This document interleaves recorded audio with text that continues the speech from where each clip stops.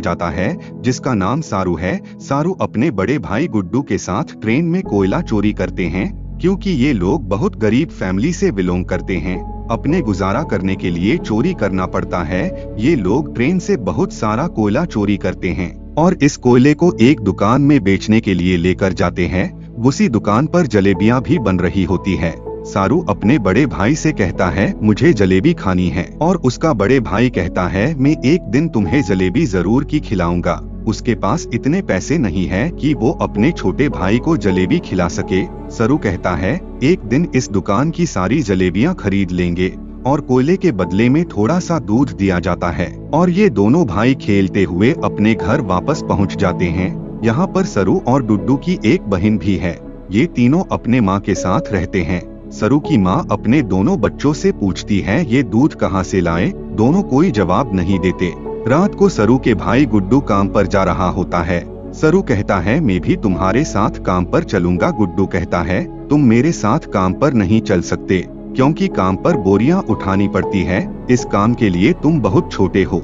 सरू अपने सिर पर चेयर उठाकर दिखाता है और वो साइकिल भी उठाने की कोशिश करता है। सरू कहता है मैं कोई भी काम कर सकता हूँ। सरू के जिद करने पर उसके भाई को सरू को अपने साथ ले जाना पड़ता है। ये दोनों एक रेलवे स्टेशन पहुँचते हैं। सरू अपने भाई गुड्डू के गोद में सो जाता है। उसका भाई उसको उठाने की कोशिश करता है, लेकिन सरू बहुत छोटा है, इसको बहुत गहरी नींद लग जाती है और वो नहीं उठता। गुड्डू सरू को एक बेंच पर लेटा देता है और वो कहता है कल सुबह मैं काम करके लौटूंगा, तुम यहीं रहना। जाने से पहले सरू अपने भाई से कहता है आने लगना तो जलेबी ले आना। गुड्डू कहता है ठीक है। उसके बाद गुड्डू चला जाता है।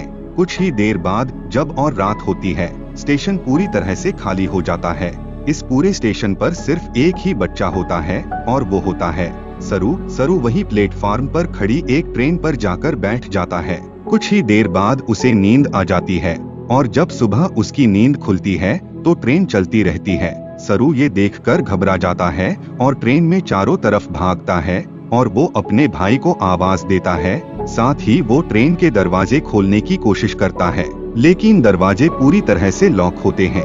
कई बार ट्रेन के रुकने के बाद भी वो ट्रेन से बाहर नहीं निकल पाता। ट्रेन की बोगी पूरी खाली है। सरू भूखा इस ट्रेन में फंस चुका होता है। उस दिन का सफर करने के बाद ट्रेन कलकत्ता वेस्ट बंगाल पहुंच जाती है, यानी सरू के घर से बहुत दूर। सरू मध्य प्रदेश के खंडवा डिस्ट्रिक्ट से है। वो स्टेशन पर उतरता है जहां पर बहुत सारी भीड़ होती है। वो टिकट काउंटर पर जाता है और कहता है मुझे अपने घर जाना है, पर यहाँ पर सब बंगाली में बात कर रहे होते हैं। सरू को किसी की बात समझ में नहीं आती और वह वहीं स्टेशन पर बैठे अपने जैसे कुछ बच्चों के साथ जाकर बैठ जाता है, जिनके पास कोई भी घर नहीं होता। पर कुछ ही देर बाद यहाँ पर कुछ लोग आते हैं जो उन बच्चों को उठाकर अपने साथ ले जा रहे होते हैं। सरू किसी तरह से वहाँ से भाग जाता है और वह एक बार फिर से रात के अंधेरे में इस भरे शहर में पूरी तरह से अकेला होता है और उसे बहुत भूख भी लगी होती है। तभी उसे देवी माता की एक मूर्ति दिखती है। वह देवी माँ को नमन करता है और देवी माँ के चरणों में जो प्रसाद होता है वह उस प्रसाद को खाता है। अगली सुबह से सरू ट्रेन की पटरी पर चल रहा होता है, क्योंकि वह अपने घर जाना चाहता है। तभी यहाँ पर एक औरत आती है जिसका नाम नूर होता है।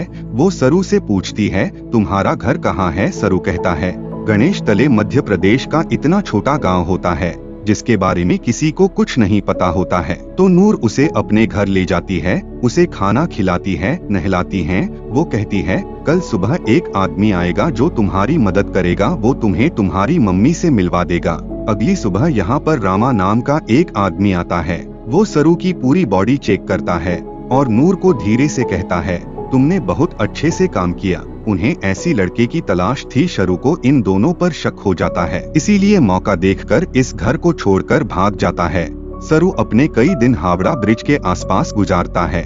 उसे हमेशा अपनी मम्मी की याद आती है कि किस तरह से उसकी मम्मी पत्थर तोड़ा करती थी और वो अपनी मम्मी की मदद किया करता था। सरू वो अपनी मम्मी से बहुत प्यार करता है, पर अब वो यहाँ से 1600 किलोमीटर दूर है, जिसके बारे में सरू को कुछ भी नहीं पता। सरू को इसी तरह से यहाँ पर 2 महीने बीत जाते हैं और एक सुबह जब बारिश हो रही होती है तो वो एक कैफे के बाहर बैठा होता है।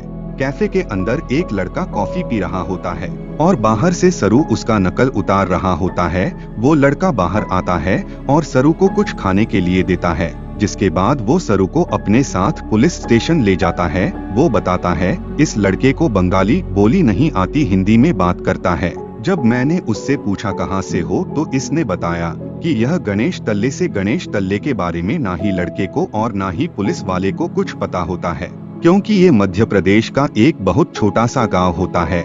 लड़का सरू से उसकी मम्मी का नाम भी पूछता है। सरू कहता है मेरी मम्मी का नाम मम्मी है। दरअसल उसे अपने मम्मी का नाम नहीं पता होता। पुलिस उसके पेरेंट्स को ढूंढने की बहुत कोशिश करती है, पर सरू के गांव का उसके परिवार का कुछ भी पता नहीं चलता।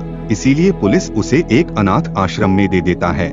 सरू 3 महीने वहाँ पर गुजरता है और 3 महीने के बाद सरू से एक लेडी मिलने आती है, जिसका नाम मिसेस शोध होता है। वो सबको बताती है पिछले 3 महीने से हम तुम्हारी मम्मी का और तुम्हारे परिवार को ढूंढने की कोशिश कर रहे हैं, पर कुछ भी पता नहीं चला। हमने न्यूज़पेपर में भी छपवा दिया, जिस न्यूज़पेपर को हर रोज 1.5 करोड़ लोग पढ़ते हैं, पर इसका भी कोई फायदा नहीं हुआ। सरू कहते हैं कि मेरा घर यहाँ से बहुत दूर है, मैं अपनी मम्मी के पास गुड्डू के पास जाना चाहता हूँ। मिसेस सूद कहते हैं कि हमने हर जगह तलाश करने की कोशिश की, अब इंतजार का कोई फायदा नहीं है। एक ऑस्ट्रेलियन कपल है जो तुम्हें अडॉप्ट करना चाहते हैं। वो बहुत अच्छे लोग हैं, उनके साथ तुम बहुत खुश रहोगे।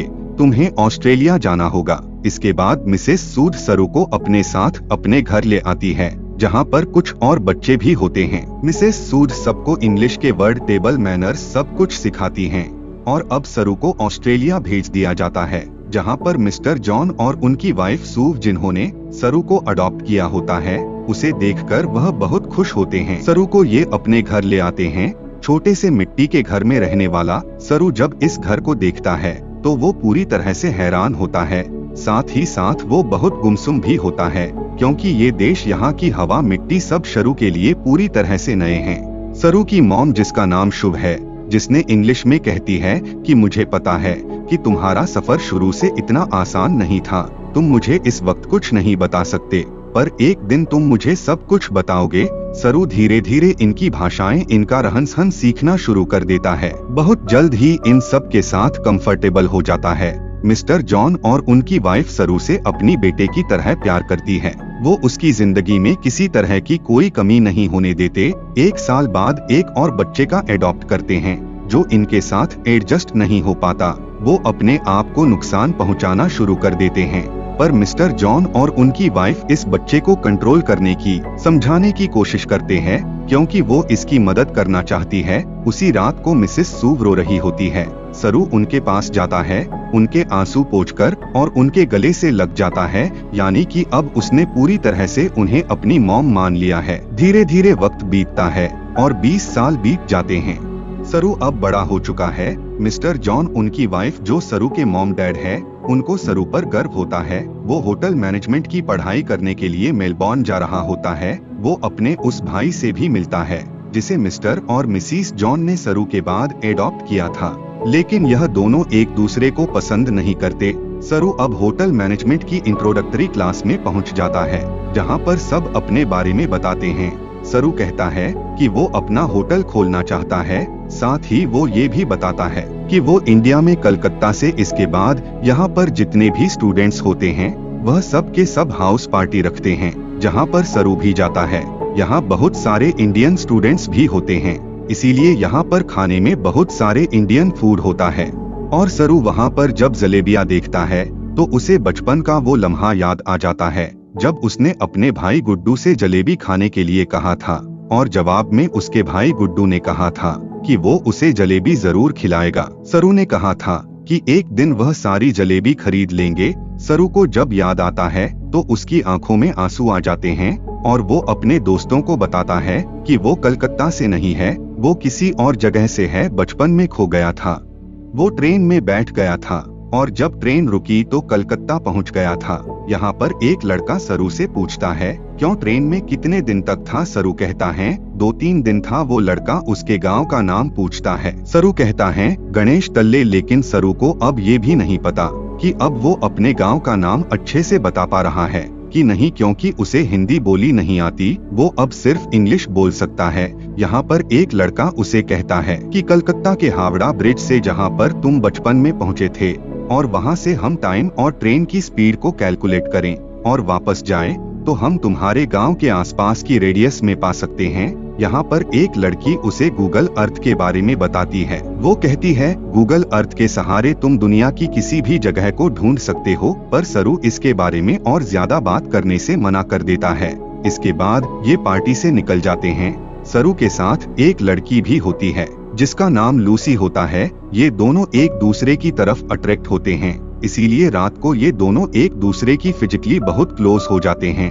अगली सुबह जब सरू उठता है तो उसे अपने पेरेंट्स की, अपने घर की, अपने गांव की याद आती है। उसे एहसास होता है कि उसके खो जाने के बाद उसकी मॉम, भाई बहन उसके लिए कितना परेशान हुए होंगे। इसीलिए वो गूगल अर्थ एप्लीकेशन के जरिए साथ ही साथ स्टेशन से अपने घर की दूरी होती है उसकी कैलकुलेशन करके अपने गांव गणेश तल्ले को ढूंढने की कोशिश करता है, पर उसकी सारी कोशिश पूरी तरह से बेकार हो जाती है। धीरे धीरे वक्त बीता और 3 साल बीत जाते हैं। लूसी का और सरू का रिश्ता अब और भी गहरा हो चुका है। ये दोनों एक दूसरे से बहुत प्यार करते हैं, लेकिन सरू आज भी अपने परिवार के लिए परेशान है। उसे कई बार अपने भाई की छवि दिखती है। उसे एहसास होता है कि उसका भाई उसे कह रहा है कि घर चले जाना चाहिए। सरू अपने परिवार की यादों में उन्हें ढूंढने में इतना खोया होता है कि धीरे धीरे लूसी से अलग हो जाता है। वो लूसी से कहता है कि तुम मुझसे बेहतर इंसान डिजर्व करती हो। लूसी और सरू अलग हो जाते हैं। कई महीनों के बाद लूसी को सरू जब एक दिन एस्केलेटर पर देखता है तो वो उससे बात करता है। वो लूसी से कहते हैं कि वो तुम्हें बहुत मिस करता है। इसके बाद एक बार फिर से ये दोनों एक दूसरे के बहुत क्लोज आ जाते हैं। लूसी सरू से कहती है कि तुम्हें अपनी मॉम के पास जाना चाहिए, उन्हें तुम्हारी जरूरत है। सरू अपनी मॉम के पास जाता है जिनकी तबीयत खराब होती है। सरू को आज तक यही लगता था कि उसकी मॉम ने उसे इसलिए एडॉप्ट किया है क्योंकि वो कभी माँ नहीं बन सकती, पर शुभ शुरू को बताती है कि मैं माँ बन सकती थी, पर मैंने और तुम्हारे डैड ने डिसाइड किया था कि हम 2 बच्चों को अडॉप्ट करेंगे, क्योंकि इस दुनिया में बहुत सारे ऐसे बच्चे हैं जिन्हें माँ बाप की, परिवार की जरूरत है। वो सरू को अपने बचपन का एक एक्सपीरियंस भी बताती है। वो कहती कि मेरे डैड बहुत ज्यादा अल्कोहल पीते थे, वो एक अच्छे इंसान नहीं थे। मैं हमेशा डरी डरी रहती थी और एक दिन जब वह अपने घर के पीछे गई तो मैं चाहती थी कि धरती मुझे निगल ले। तभी मुझे खेत की दूसरी तरफ एक बच्चा दिखा जिसकी ब्राउन स्क्रीन थी और अगले पल वो बच्चा मेरी साइड में खड़ा था। उस पल मुझे एहसास हो गया कि अब मेरी जिंदगी में सब कुछ ठीक होगा।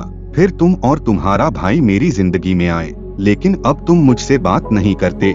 मुझे तुम्हारी जरूरत है। सरू को यहाँ पर एहसास होता है कि उसे अपनी मॉम का साथ देना चाहिए और साथ वह अपनी सगी माँ को ढूंढना चाहता है, अपने भाई को ढूंढना चाहता है। इसीलिए एक बार फिर से गूगल अर्थ पर अपने गांव को ढूंढने की कोशिश करता है। और जब वो इंडिया के अलग अलग हिस्से को जूम करके देखता है तो उसे वो जगह दिख जाती है जहाँ पर उसकी मॉम पत्थर तोड़ा करती थी। इसके बाद वह धीरे धीरे आसपास की पूरी एरिया को सर्च करता है और उसे अपना गांव, जिसका नाम गणेश तल्ले है, वो मिल जाता है। उसे पता चल जाता है कि उसका गांव मध्य प्रदेश के खंडवा डिस्ट्रिक्ट में है। इस बात से वो बहुत खुश होता है। वो ये बात लूसी को और अपनी मॉम को भी बताता है। उसकी माँ उसके लिए बहुत खुश होती है क्योंकि उसकी मॉम और उसकी डैड चाहते हैं कि वह इंडिया जाकर अपने परिवार से मिले। सरू अब भारत आ जाता है और वो उस जगह पहुंच जाता है जहां पर उसने अपना बचपन बिताया था। वो धीरे धीरे बचपन की यादों से आगे बढ़ता हुआ उस घर तक पहुंच जाता है जहां पर बचपन में वो अपनी मॉम, अपने भाई और अपनी बहन के साथ रहा करता था। पर अब इस घर में कोई भी नहीं रहता। वो आस पड़ोस से पूछने की कोशिश भी करता है, पर उसकी भाषा किसी को भी समझ नहीं आती और ना ही वो अब हिंदी समझ सकता है। तभी वहाँ पर एक आदमी है जिसे इंग्लिश आती है। सरू उसे अपना और अपने भाई और अपनी बहन का नाम बताता है। उससे पूछते हैं कि जो परिवार पहले इस घर में रहता था अब वो कहाँ चला गया, पर वो आदमी उसकी बात का जवाब नहीं देता, वहाँ से चला जाता है। लेकिन कुछ पलों के बाद लौट कर आता है और सरू को इशारा करता है। सरू उस तरफ जाता है तो देखता है कि सामने से एक बूढ़ी औरत आ रही होती है और वो औरत और कोई नहीं बल्कि उसकी सगी माँ होती है। वो उनके गले लगकर बहुत रोता है। सरू की मॉम आज तक इस गांव को छोड़कर इसलिए नहीं गई थी क्योंकि उसे यकीन था कि एक दिन उसका बेटा लौटकर जरूर आएगा। सरू की बहन भी यहाँ पर होती हैं। वो अपनी बहन को अपने गले से लगा लेता है और सरू अपने बड़े भाई गुड्डू के बारे में पूछता है, पर सरू अपने भाई से मिल नहीं पाता। उसे पता चलता है कि जिस रात वो अपने भाई के साथ काम पर गया था तो वहाँ पर सरू को नींद आ रही थी, इसीलिए उसके भाई ने उसे बेंच पर सुला दिया था। और जब उसका भाई जा रहा था तो सरू ने अपने भाई से कहा था कि सुबह जलेबी लेकर आना। उसी रात को उसके भाई गुड्डू की ट्रेन दुर्घटना में मृत्यु हो गई थी। सरू को वहाँ पर एक और बात पता चलती है कि उसका नाम सरू नहीं बल्कि सेरू है, जिसका मतलब लायन होता है। सरू उसके बाद ऑस्ट्रेलिया में अपनी मॉम को कॉल करता है। वो बताता है कि मुझे मेरा परिवार मिल गया, पर कुछ भी नहीं बदला, आज भी आप मेरे लिए वही हो जो पहले थी।